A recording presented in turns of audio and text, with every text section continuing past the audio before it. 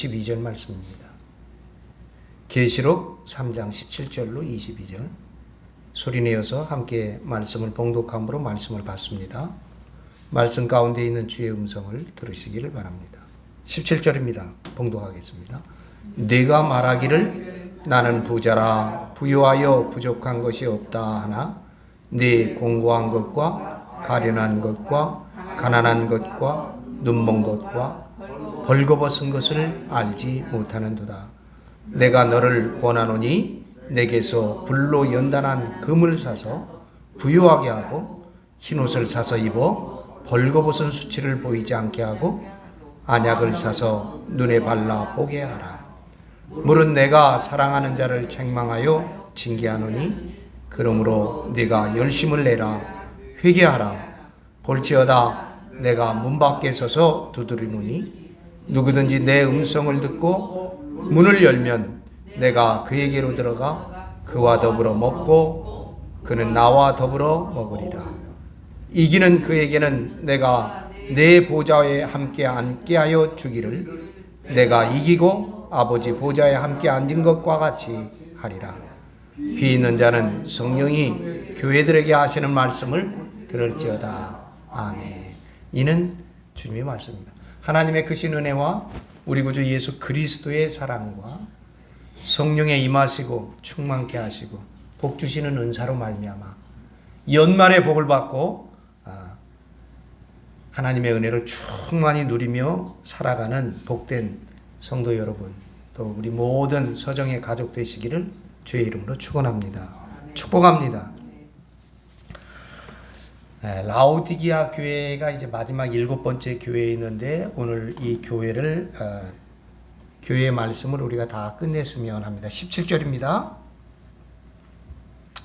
네가 말하기를 나는 부자라 부유하여 부족한 것이 없다 하나 네 공고한 것과 가련한 것과 가난한 것과 눈먼 것과 벌거벗은 것을 네가 알지 못한다. 잘못 생각하고 있는 거죠. 하나님이 보시는 나와 내가 생각하는 내가 전혀 다른 것이죠. 세상적인 나와 영적인 내가 다르다는 것이죠. 이 라오디기아 교회의 교인은 세상적인 그 물질적으로 좀 풍요하고 부요해서 자기들은 부족한 것 없다. 그렇게 생각했던 사람들이지만 그들의 믿음은 빈곤하고 그들이 정신적으로는 텅 비어있는 그런 가련한 자들이었다 하는 것입니다. 이들은 영적 빈곤의 이 가련한 상태, 한심한 상태에 놓여 있었다는 것입니다. 예나 지금이나 사랑하는 여러분, 물질적인 부에 안주하여서 신앙을, 믿음을 문화 시민의 취미 생활 정도로 생각하고 주일에만 교회에 출석해서 헌금하면서 헌금 많이 드리면 자동적으로 천국에 간다고 착각하는 사람들의 이 영적인 빈곤, 정신적인 빈곤은 동서고금을 막론하고 다를 바가 없습니다. 옛날에도 그랬고 오늘날에도 이것은 마찬가지입니다. 사랑하는 여러분, 물질적으로 부유하면 영적으로는 가난한 사람이 되고 영적으로 부유하면 경제적인 물질적인 거로 가난한 수밖에 없는 이런 현상은 마태복음 6장 24절의 말씀처럼 하나님과 물질을 겸하여 섬길 수 없기 때문인 줄로 믿습니다. 한 사람이 두 주인을 섬기지 못할 것이니 너희가 하나님과 재물을 겸하여 섬기지 못하리라.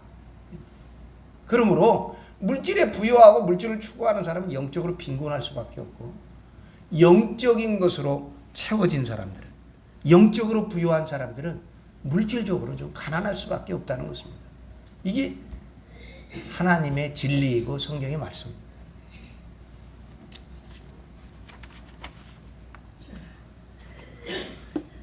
외식하는 것과 교만한 것으로 뭉쳐진 이 바리새인들, 이 유대교인들은 열심과 특심으로 하나님을 믿는다, 하나님을 섬긴다 그리하였지만 예수님마저도 메시아마저도, 하나님의 아들을마저도 알아보지 못하는 눈뜬 소경이나 마찬가지였습니다. 요한복음 9장 39절에 보면 내가 심판하러 이 세상에 왔나니 보지 못하는 자들은 보게 하고 보는 자들은 맹인이 되게 하려 함이니라. 너희가 맹인 되었더라면 죄가 없으려니와 너희가 본다고 하니 너희의 죄가 그대로 있다. 형식적으로 신앙생활을 하고 교회 예식이나 예배나 의식이나 참여하는 것으로 만족하고 있었던 당시 라오디게아 교인들, 아니 오늘을 사는 교인들이 영적으로 눈이 뜨이지 못한, 영적인 눈이 열리지 못한 그런 소경들이었다는 것입니다. 물질을 바라보고 물질적인 부를 바라보는 육신의 눈은 그들은 날카롭게 뜨여 있었는지 모르지만 진리를 보는 마음의 눈은 소경이었다는 것입니다. 에베소서 1장 18절에 너희 마음의 눈을 밝히사 그랬습니다. 너희 마음의 눈을, 세상의 물질의 밝은 눈이 아니라 진리를 보는 마음의 눈을 밝히사 그의 부르심의 소망이 무엇이며 성도 안에서 그 기업의 영광의 풍성함이 무엇인지 에베소서 1장 18절에서 얘기하는 것입니다. 사랑하는 여러분, 오늘 여기에 보니까 벌거벗은 것이다. 너희가 가련한데 얼마나 가련하냐. 벌거벗어 있는 것이다. 이 벌거벗은 상태는 신앙의 열매인 선행이 없는 것을 뜻하는 것입니다. 성도의 옳은 행실은 제가 옷이라 그렇게 계시록 19장 8절에서 우리가 찾아서 보았습니다. 또 우리들의 입을 옷은 의의 옷인 줄을 믿습니다. 시편 132편 9절에 보면 주의 제사장들은 의의 옷을 입고 그랬습니다. 주의 제사장들은. 이사야서 61장 10절의 말씀에도 이는 그가 구원의 옷을 내게 입히시며 공의의 겉옷을 내게 더하심이 그랬어요. 구원의 옷을 입히시고 공의의 겉옷을 내게 더 입히시고, 교리와 의식의 화려한 옷을 입은 자들은 실상은 벌거벗은 자들입니다. 계시록 16장 15절에 누구든지 깨어 자기의 옷을 지켜 벌거벗고 다니지 아니하며, 마태복음 22장 11절로 13절에 보면 임금이 손님들을 보러 들어올세 거기에 예복 입지 아니하고 있는 사람 한 사람을 보고 임금이 사환에게 명령하되 손발을 묶어 바깥 어두운 데로 내던지라. 거기서 슬피며 이를 갈게 되리라. 그런 말씀입니다. 교리니 의식이니 이런 것을 따른 그런 화려한 의복, 그 의복은 실상은 벗은 옷과도 다릅니다. 라오디게아 교인들은 여러분 양모, 이 캐시미어의 좋은 검은 염소털로 만드는 옷을 입었었는지 모릅니다. 그래서 나는 잘 입었다고 생각할지 모르지만 그러나 주님이 보시기에는 너희는 벌거벗은 자다. 여러분, 교리와 의식의 화려한 옷. 아침에 러시아 얘기를 했으니까 러시아 말씀 한 번 더 드립니다. 지금 이 공화국이 된 러시아. 이 전에 소련이 있었잖아요. 소련. 우리가 잘 아잖아요. 공산주의 70년 소련이 있었어요. 그 전에는 제정 러시아가 있었습니다. 왕이 통치를 했죠.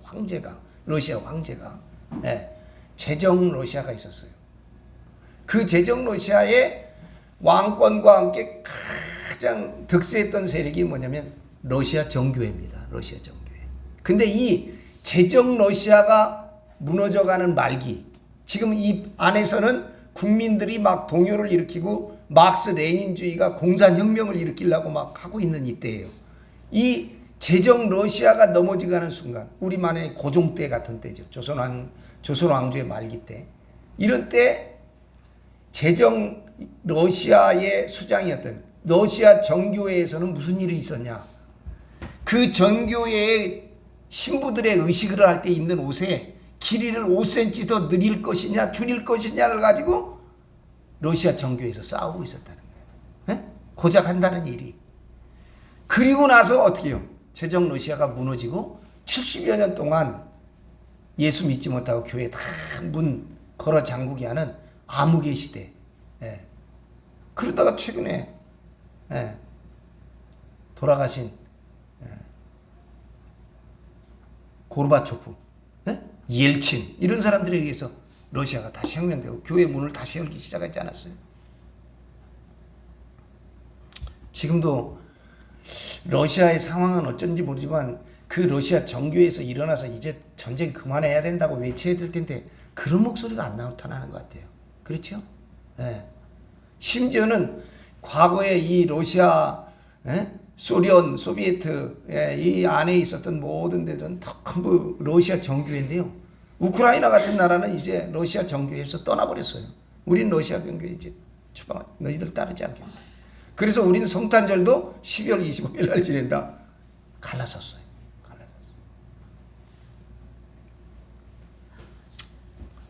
18절 보겠습니다. 18절 같이 읽어볼까요? 내가 너를 권하여 내게서 불로 연단한 금을 사서 부유하게 하고 흰옷을 사서 입어 벌거벗은 수치를 보지 않게 하고 안약을 사서 눈에 발라 보게 하라. 내가 너희들 권한데 불로 연단한 금을 사서 부유하게 하라. 너희가 부유하다고 하지만 너희들 아직도 가난하다. 너희들 흰옷을 사서 입어서 벌거벗은 수치를 보이지 않게 하라. 안약을 사서 눈에 발라 눈이 밝게 보게 하라. 이 세 가지 권면을 하죠. 불로 연단한 금은 불순물이 다 제거된 정제된 순금을 말합니다. 이것은 순수하여서 잡티가 하나도 없는 신앙을 말합니다. 베드로전서 1장 7절에 너희 믿음의 확실함은 불로 연단하여 없어질 금보다도 더 귀하여. 사랑하는 여러분, 십자가의 길은 고난과 핍박과 죽음의 길이므로 인내와 용기로 극복하여 승리하면 그 믿음은 정금처럼 연단되어 영적으로 부유한 자가 되는 줄로 믿으시기 바랍니다. 영적으로 부유한 자 되시기를 축원합니다. 두 번째, 흰옷을 사서 그래요. 흰옷을 뭐라고 그랬어요? 흰옷은 성결한 예복인데 성도들의 옳은 행실이라고 말씀했습니다. 계시록 3장 4절에 그 옷을 더럽히지 아니한 자 몇 명이 내게 있어 사대교회이다 한 말이죠. 흰옷을 입고 나와 함께 다니리니 그랬습니다. 성도들의 옳은 행실입니다. 계시록 19장 8절에도 이 세마파 옷은 성도들의 옳은 행실이로다 그랬습니다. 여러분, 예수님께서 명한 사랑의 계명, 주님의 계명을 지키는 것이 곧 우리들의 옳은 행실이요 성도들의 의의 옷이 될 줄을 믿습니다. 기억하시기 바랍니다. 세 번째는 안약을 사서 그랬어요. 안약을 사서 마음의 눈을 밝게 하는 이 안약은 성령의 고침을 의미합니다. 할렐루야! 성령의 고침을. 예수님께서 소경을 눈을 띄워주실 때 그에게 발라준 안약이 뭐예요? 그것이 마가복음 8장 22절에 보면 침입니다. 침. 예수님의 침. 예수님의 침을 진흙에 뱉어 그 진흙을 이겨서 소경의 눈에 바르지요. 요한복음 9장 6절에 보니까 이 말씀을 하시고 땅에 침을 뱉어 진흙을 이겨 그의 눈에 바르시고. 네. 이게 뭐예요? 이게 재창조를 뜻합니다. 할렐루야! 인간은 흙으로 지음받은 존재입니다. 하나님은 토기장이에요. 이사야서 64장 8절에 이제 주는 우리 아버지시니이다. 우리는 진흙이요 주는 토기장이시니. 우리는 흙으로 지음받은 존재이고 하나님은 토기장이시므로 예수님도 인간 창조의 소재인 이 진흙과 생기의 요소인 침을 혼합해서 눈먼 소경을 눈을 발라 그에게 눈을 띄워주는 것입니다. 그런데 여기 보니까 여러분 연단한 금이나 흰옷이나 안약 이걸 다 사라고 그랬어요. 이 사라고 하는데 이거는 어디 가서 돈 주고 매매하라 그런 매매 행위가 아니라 값없이 주시는 은혜요, 구하면 얻게 되는 선물인 줄로 믿습니다. 이사야서 55장 1절에 너희 목마른 자들아 물로 나오라, 돈 없는 자도 오라, 너희는 와서 사 먹되 돈 없이 값없이 와서 포도주와 젖을 사라. 19절입니다. 19절 보겠습니다. 무릇 내가 사랑하는 자를 책망하여 징계하노니 그러므로 내가 열심을 내라 회개하라. 아멘. 여러분, 하나님은 사랑하는 이들을 징계합니다. 할렐루야. 아버지는 사랑하는 아들을 징계하게 돼 있어요. 아멘.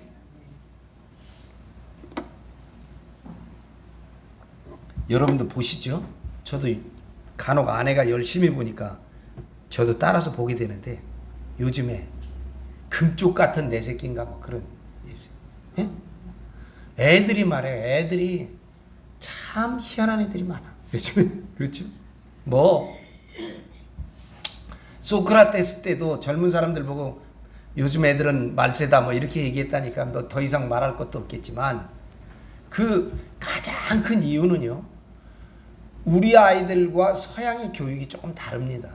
서양의 교육. 우리는 장단점이 다 있겠지만 이 어머니의 사랑이 아이를 계속 품에 끌어안고 이런 아주 정말 진한 사랑이에요.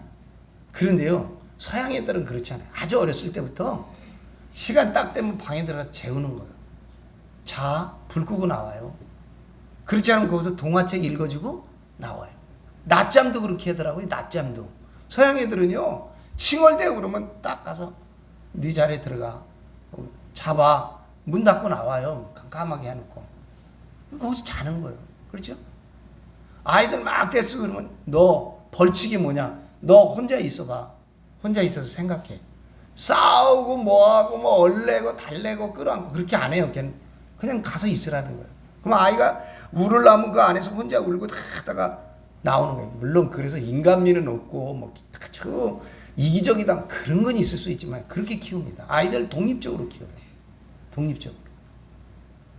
근데 그 제일 중요한 게 뭐냐면요, 그 아이가 하는 범주, 그 범주가 딱 정해져 있어요. 나이에 따라서. 무조건 되는 게 아니에요. 무조건 용인되고 무조건 감싸주고 무조건 용납해주는, 어리니까 나이가 어려서 여기 다 할아버지들이시니까 그러면 안 된다는 거예요. 딱 그게 원리로 교육적으로 너 이거 하면 안 돼, 여기까지야, 그건 절대 안 돼, 그렇게 해야 아이들이 또 안심을 한다는 거예요. 우리는 그렇게 하면 아이들을 제재하고 억압하는 것 같지만 그렇게 키워야 아이들은 그 안에서 안심한다는 겁니다. 교육적으로는. 그러니까 안 되는 건 안 되는 거야. 네가 울고 때를 쓰고 해도 안 돼, 거기까지야. 이거를 훈련을 못 시켜. 우리는 아빠는 안 된다 그랬는데 엄마는 얼른 해주든가, 손대지 말았네, 이렇게 하면 아이들이 주로 그 아이들이 사랑을 이상하게 과도하게 주고 통제하고 절제하는 것을 배우지 못했기 때문에 아이들이 그렇게 되는 거예요. 그렇죠? 여러분, 사랑하는 얘기. 저는 그래서 성경대로 어렸을 때 매도 들었어요. 매도. 네? 저는 하나였지만 어머니가 보기엔 지금 그게 굉장히 후회되는 불효이지만 잘못하면 매를 때렸습니다. 성경에 때리라니까 때렸어요. 저는 딱. 좀 크니까요. 크니까 엎드려. 딱 엎드리면, 그리고 그걸 때렸거든요. 그래도 안 되겠어. 그래서 한 번은요, 그랬어요. 현명아, 너 잘못한 게 이제 내 탓이야. 내 탓이니까 네가 나를 때려. 때리라니까 이놈이 때리더라고요, 나를. 나를 때리는데 몇 대 맞아보니까 엄청 아프더라고요, 내가. 아, 이 방법도 안 되겠구나. 그래서 하다 말았습니다. 저는 상당히 클 때까지 때렸어요. 예, 딱 잘못하면 때리고. 여러분, 그냥 보십시오. 그런데 제가 중학교 1학년인가 갔을 때, 중학교 때 좀 떨어져 있었는데, 제가 그랬어요. 너 영어 받으면 그 본문을 다 외해. 그러면 아빠가 그 용돈을 딱딱 그 외면 줄게. 엄마들은 주라고 그럴게. 예. 한 과를 외면 한 10,000원씩 준 것 같아요. 10,000원씩.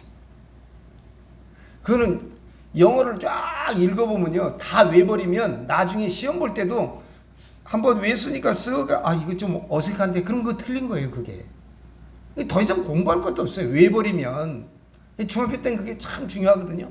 제가 이스라엘에 살아보니까 초, 중, 고등학교, 대학교까지 영어를 공부했는데도 헤매더라고요. 이렇게 하면 안 되겠구나.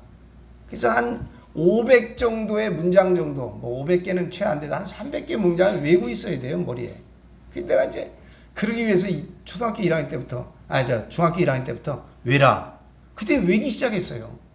근데 여러분, 보통 아이들이 중학교쯤 되면 1년 하면 그만하겠지? 2년 하면 그만하겠죠. 고등학교 2학년까지 외습니다, 걔가. 고등학교 2학년까지. 예? 그 쉽지 않잖아요. 고등학교 2학년까지 외어요. 그러더니 고등학교 2학년 되니까 나한테 와서 그러더라고요. 아버지, 이제는 이렇게 외우는 게 별로 의미가 없습니다. 그래, 외지 마, 이제. 그만해. 고등학교 2학년까지 외웠어요. 고등학교. 물론 걔는 용돈 받으려고 그렇게 했는지는 모르겠지만 제 말에 고등학교 2학년까지 했다. 그러니까 예전에 사법시험 볼 때는 무조건 토플을 봐갖고 시험 점수를 해갖고 제출을 해야 돼요. 시험 볼 때마다. 가서 그냥 보면 토플은 되더라고요. 왜냐하면 초등학교 때 외웠으니까. 영어를 다 외웠으니까. 여러분, 다른 길로 나갔는데 사랑하는 자에게 매를 징계합니다. 지금 여기에 물은 내가 사랑하는 자를 책망하는 이 사랑은요, 이 사랑은 형제 사랑입니다. 이 사랑은 세 개가 있어요. 하나님의 사랑은 아가페라고 합니다. 아가페. 이 형제 사랑은 필리아예요. 그 다음에 남녀의 성적인 사랑은 에로스라고 그러잖아요. 에로스. 여기엔 지금 형제입니다. 형제. 내가 형제의 사랑으로 너를 책망하겠다는 거예요. 저 빌라델피아 교회 하셨을 때 그 빌라델피아의 교회는 영적 수준이 높아서 아가페의 칭찬을 받습니다. 네가 적은 능력을 가지고서도 내 말을 지키며 내 이름을 배반하지 아니하였으니, 그들을 칭찬할 때는 아가페 사랑이, 여기는 지금 필리아의 사랑이, 형제의 사랑입니다. 구토해버리고 싶은 메스꺼웠던 라오디게아 교인들에게 형제의 사랑, 필리아의 사랑이 적당했기 때문에 그렇습니다. 고상한 하나님의 사랑, 아가페의 사랑도 아니고 성적인 남녀의 사랑, 에로스의 사랑도 아닌 우호적인 형제적인 필리아의 사랑을 베푸시는 하나님의 사랑이 눈물겹습니다. 토해버리고 싶을 도록 역겨운 이들인데도 불구하고 하나님은 필리아의 사랑을 베풀어 그들이 회개할 것을 권하고 촉구하고 있는 것입니다. 이 음성을 들으실 수 있기를 바랍니다. 사랑하는 여러분, 하나님은 사랑하는 자를 책망하십니다. 히브리서 12장 6절에 보면 주께서 그 사랑하는 자들을 징계하시고 그랬어요. 잠언서 3장 12절에도 대저 하나님께서 그 사랑하시는 자를 징계하시기를 마치 아비가 그 기뻐하는 아들을 징계함 같이 하시느니라. 차지도 덥지도 않은 이 라오디게아 교인들의 이 미지근한 그들의 신앙, 그들의 삶, 그들이었으므로 열심을 내어 회개할 것을 촉구하고 있습니다. 처음에는 차든지 덥든지 양자택일의 결단을 요구하셨지만 진정 하나님은 열심을 내어 회개할 것을 명하시고 바라시는 줄로 믿습니다. 20절입니다. 볼지어다 내가 문 밖에 서서 두드리노니 누구든지 내 음성을 듣고 문을 열면 내가 그에게로 들어가 그와 더불어 먹고 그는 나와 더불어 먹으리라. 여러분 잘 들으세요. 내가 문 밖에 서서 두드린다고 그랬어요. 내가 문 밖에 서서 두드리노니, 우리가 처음 봤을 때 그랬어요. 7 금초대 사이를 거니시는 이가 그랬습니다. 에베소 교회 할 때 7 교회 사이를 지금도 거니시고 계세요. 들어와 계시지 못하고 그 밖을 돌고 계세요. 방황하고 계세요. 오늘도 주님은 이 안에 계시는 게 아니라 이 안에를 돌면서 우리의 교회의 문을 두드리고 계시는 분이신 것을 기억해야 합니다. 교회의 문과 마음의 문을 걸어 잠그고 지금도 여호와의 이름을 부르면서 예배를 하고 있는 이들이 많습니다. 지금도 교회 문 밖에서 문을 두드리시면서 문을 열어줄 것을 기다리는 예수님을 영접하여서 그 예수님과 예배해야 합니다. 할렐루야! 이것이 새 교회 운동이죠. 이 안에 잡다한 것으로 많이 채울 것이 아니라, 세상적으로 채울 것이 아니라 주님이 영접해. 주님. 제가 이스라엘 가가지고 가장 처음에 했던 일 중에 하나는 뭐냐면요, 학교 다니는 게 너무 공부하고 힘들어요. 거기서 견디기가 보통 어려운 게 아니더라고요. 처음엔 그랬어요. 처음에 이렇게 떨어져서 혼자 지내보기도 처음이고, 가족 떠나 형제 떠나 뭐 이렇게 늘 교회 생활하던 저였는데, 처음으로 이제, 그러니까 참 힘들어서 학교 갔다가 오다 보면 중간에 예루살렘 성전에 내려서 옛날 도시에 내려와서 거기서 저 무덤교회, 예수님 부활하신 교회, 그 교회를 가요. 그 낮에는 문이 항상 열려 있으니까요. 거기 앉아갖고 예수님 십자가에 못 박힌 골고다 그 언덕에 올라가 그 옆에 의자가 있으니까 거기 앉아서 제가 찬송을 늘 불렀어요. 거기 앉아서 저 나온 대로 흥얼거리면서 찬송도 하고 소리내어서 찬송. 그러면은요, 그 당시만 해도 거기에 7개 교단이 그 길을 부분적으로 소유하고 있는데 그 안에 정교회가 많아요. 이 정교회 수사들이 와서 나한테 뭐라고 그러는 거예요? 자꾸 나무래요. 나를. 노래하지 말래. 시끄럽다는 거죠. 계속 나한테 나무래요. 근데 하루는 정식으로 그 사람들에 대해 따졌어요. 젊은 수사이길래 벗어나오셨어. 나도 목사야. 근데 나 할 말 있어. 그 당시만 해도 이제 이 성묘교회를 여러 번 돈을 많이 들여서 고치고 또 고치고 또 고치고 또 고치고 할 텐데 색도 새롭게 칠하고 그럴 때예요. 새롭게. 근데 그 전만 해도요, 이 안에가 새카맸었어요. 왜 그러냐면 등잔불을 수십 개 수백 개를 키우니까 거기서 끄름이 나가잖아요. 끄름이. 그리고 옛날엔 전부 석탄 뗐단 말이에요. 그러니까 끄름이 굉장히 많았어요. 예배당이 전부 다 시커맸습니다. 바깥 벽도 시커매요. 그러니까 이 안에 시커매. 그럼에도 불구하고 수없이 많은 데다가 등잔을 켜요. 등잔을. 그래서 내가 그 친구한테 그랬어. 수사님, 이 주님의 교회에, 이 교회에다가 등잔불로 채울 게 아니라 여기를 찬양으로 채워야 된다. 찬양으로. 거기 찬양도 함부로 못해. 왜냐하면 너무 여러 교단들이 있기 때문에 7개 종단들이 있어요. 7개 종단이 공동 소유하니까 어느 한 종단의 찬트를 부를 수가 없어요. 찬양을 못하는 거예요. 거기서. 밖에서는 하는데 안에 들어와서는 못해요. 그러니까 찬양하려면 밖으로 나가야 돼. 그래서 내가 덤볐어요. 막 한번 거의 언제 가듯이 했어요. 여기를 찬양으로 채워야지 무슨 불로 채우려고 하냐. 등잔불로 채우려고 하냐. 여기는 하나님을 찬양하고 주님을 찬양하는 찬양으로 채워야 된다. 제가 계속 그렇게 했습니다. 그렇게 하고도 계속 가서 또 계속 했어요. 그렇게 하기만 했냐. 처음에는 그러다가 나중에는 목사님들이 오면 다 같이 가서 거기서 손붙잡고 기도했어요. 막 통성 기도하고요. 거기서 막 찬양했어. 깜짝 놀랄 일이죠. 근데 내 논리도 맞잖아요. 그렇죠? 거기를 뭐 등잔불로만 피우면 그게 뭐야. 그래 맨날 불나는 거예요. 지금은요. 지금은 장로님이랑 가봤더니까 지금은 찬양에도 누가 와서 찝쩍거리지 않아요. 누가 와서. 세상적인 것으로 교회 체험만 안 됩니다. 이 세상적인 것. 여기에 예수님을 영접해야 합니다. 예수님의 음성은 예수님께 속한 자들만 알아듣습니다. 요한복음 10장에 내 양은 내 음성을 알아듣는다고 했습니다. 예수님께서 문 밖에서 문을 두드리는데 그 음성을 알아듣지 못하는 이유는 무엇일까요? 그들이 아직도 천사에게 속해 있기 때문에.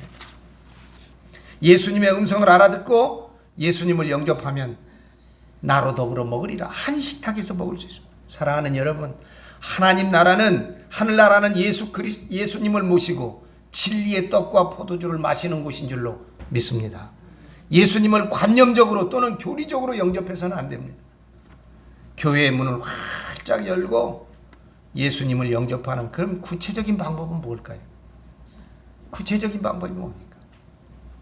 예수님께서 줄일 때 먹을 것을 주고, 예수님께서 목마를 때 마시게 하고, 나그네 되었을 때 영접하고, 벗었을 때 옷을 입히고, 병들었을 때 돌아보고, 옥에 갇혔을 때 위로하는 것이 예수님을 영접하는 행위인 줄로 믿습니다.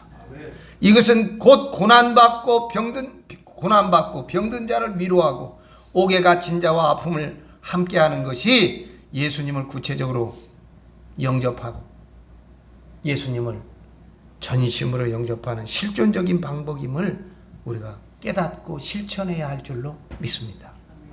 이렇게 예수님을 영접하지 아니하면 버림을 당하고 만나요. 버림받고 만나요.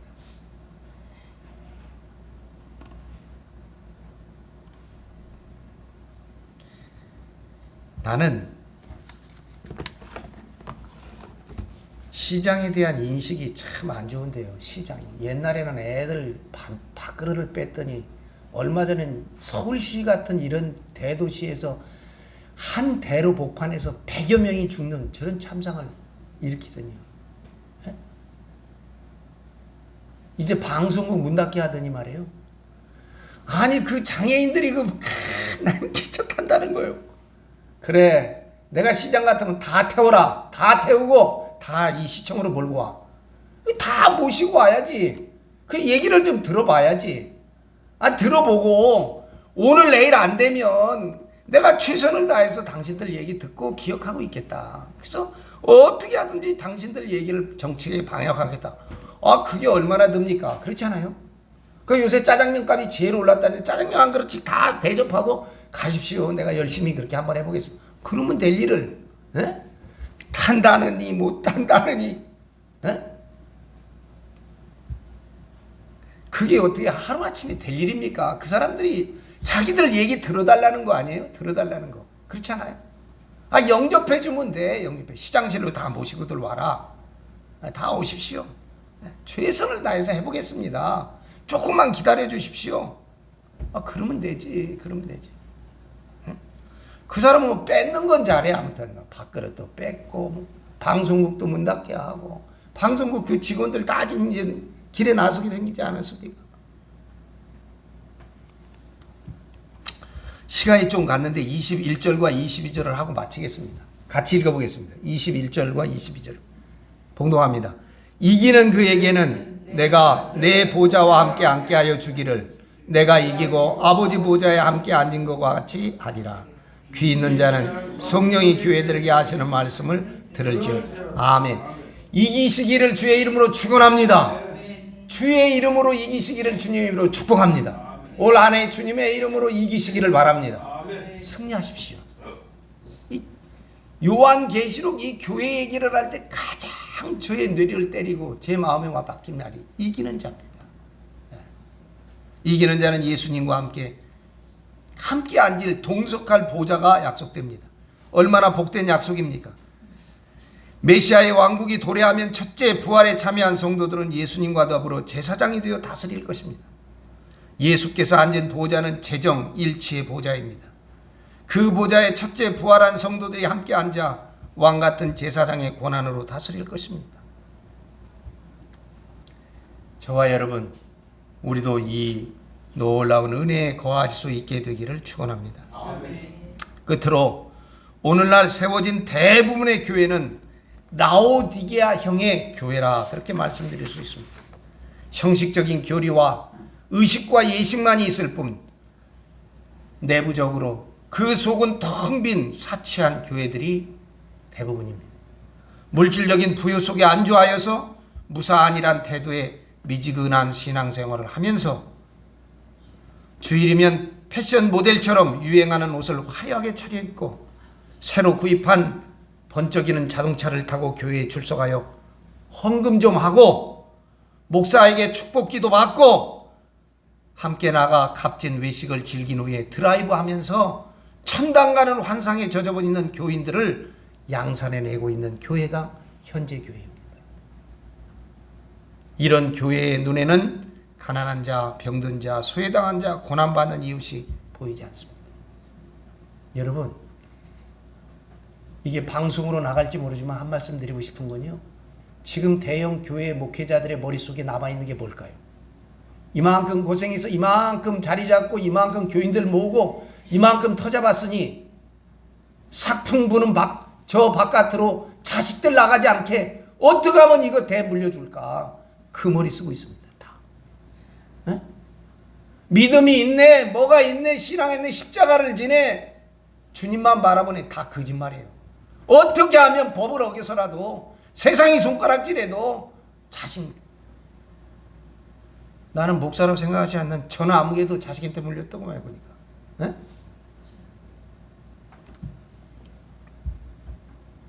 현대인은 경제적으로 윤택하고 부유하지만 정신적으로는 텅 비어버린, 속이 빈, 그러나 화려하게 옷은 입고 있지만 도덕적으로는 벌거벗은 위선자들입니다.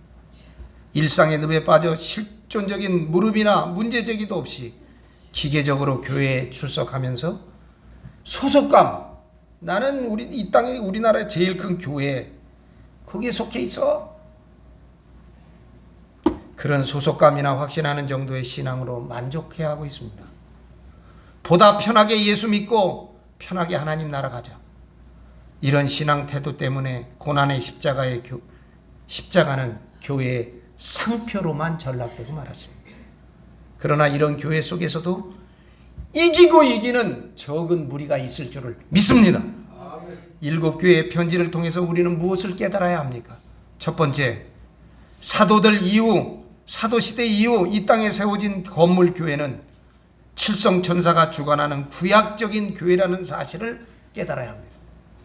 기독교가 하나님의 이름을 여호와로 여전히 부르고 있는 사실은 유대교를 전승한 구약적인 종교임을 스스로 증거하고 있는 것입니다. 예수님은 교회 문 밖에서 문을 두드리고 성령님께서는 교회 밖에서 말씀하고 있다고 하는 사실을 우리가 깊이 인식해야 합니다. 편지의 수신인이 천사임을 깨닫고 기독교를 믿는 자가 아니라 예수님을 믿는 자가 되어야 할 줄로 믿습니다. 아멘. 두 번째, 칠성교회에서 이긴 자만이 약속을 받고 있는 사실을 바르게 깨달읍시다.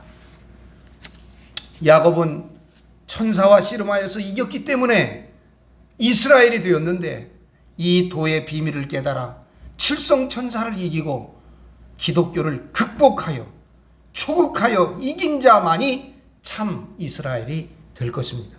사랑하는 여러분, 예수님 안에 있는 자들은 세상을 능히 이길 수 있음을 성경은 역설하고 있습니다. 이긴 자만이 약속을 받습니다. 천사를 초국하고 구약적 기독교를 극복한 고귀한 존재만이, 이긴 자만이 첫째 부활에 참여할 줄로 믿습니다. 세 번째, 일곱 교회 중에 칭찬받는 교회는 서머나 교회와 빌라델피아 두 교회뿐이었습니다. 가난하고 궁핍하며 작은 이 두 교회만이 칭찬을 받고 오늘날까지 남아있을 뿐 다섯 교회는 꾸중을 들었고 지금은 그 자리가 폐허로 변화되어 있습니다.